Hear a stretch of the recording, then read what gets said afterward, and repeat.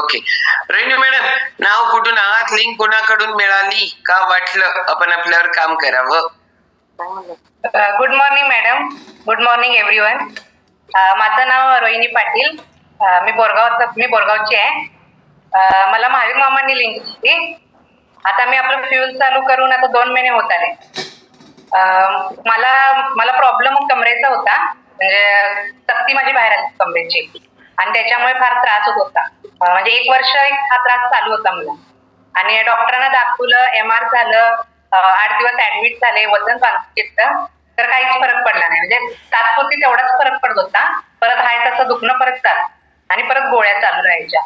आणि डॉक्टरांनी सांगितलेला कमरेचा पट्टा कंपल्सरी ठेवायचा, खाली बसायचं नाही मांडीवरून, काम करताना वाकायचं नाही, वजन उचलायचं नाही, नाहीतर मग ऑपरेशन करावं लागलं.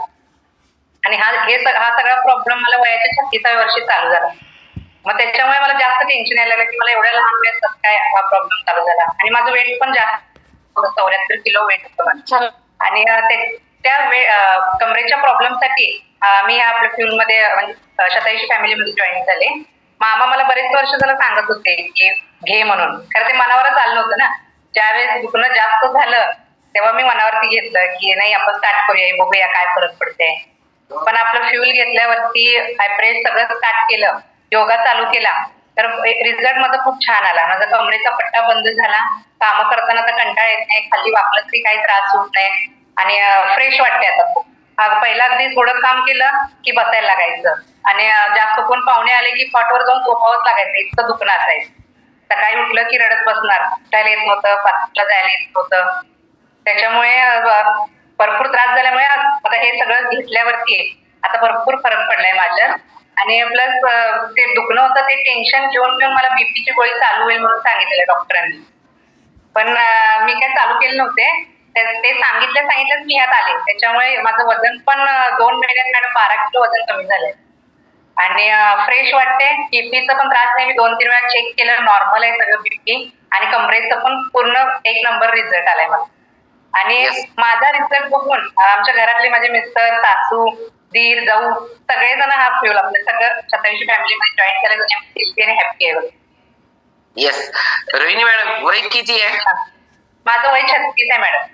आणि कधीपासून कमरेचा प्रॉब्लेम चालू झाला? 1 वर्ष झालं चालू होतं. ओके, बर. आता फक्त एक रिक्वेस्ट आहे, माहितीये काय, की पहिल्यांदा सातत्य टिकवायला पाहिजे, हे एक. आणि दुसरं म्हणजे आता आपल्याला सगळं भारी जमायला लागलंय, पण आता गडबड करू नका. खाली वाकणं, उचलणं, या सगळ्या गोष्टी आहेत ना, ते गडबड नको. त्याला तुमचं वय कमी आहे, तुम्हाला सगळं करता येईल. पण 2 महिन्यामध्ये बॉडीला पहिला सेट होऊ द्या सगळ्या गोष्टी. तुम्ही योगाच्या वर्गातलं जे सातत्य आहे ना, ते भारी टिकवा.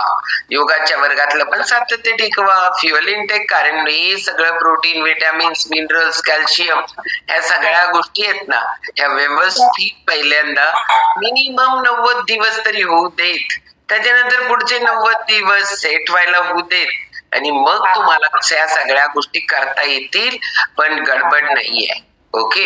आणि पण मॅडम, मी वर्कआउटला जॉईन झाले आता 5 दिवस झाले, पण त्रास मला काय झाला नाही. आज 6वा दिवस मी वर्कआउट. नाही, ऐका, तुम्हाला त्रास व्हायची वाट बघणार काय पहिल्यासारखं? नाही.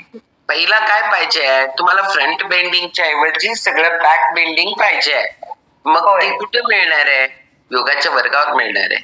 मला काही दोन्ही पण चालू आहेत ना, पण तुम्ही तिथं असणं लई जास्त गरजेचं आहे. गडबड करू नका, सगळं करणार आहात नंतर, पण आता ज्या गोष्टीची तुम्हाला गरज आहे ती करणं गरजेचं आहे ना. तुम्हाला काय पाहिजे हे महत्वाचं नाहीये, काय तुमच्या शरीराला पाहिजे हे महत्वाचं आहे. त्याच्यामुळं ज्या योगा कंपल्सरी, योगा कंटिन्यू ठेवू. 100% ज्याच्यामुळं फायदा झाला ते सोडणार, आणि आता हे काय आहे बघतो म्हणणार, आणि प्रॉब्लेम आल्यानंतर परत पळापळ करणार. कोणत्या देवाने सांगितलंय? नको.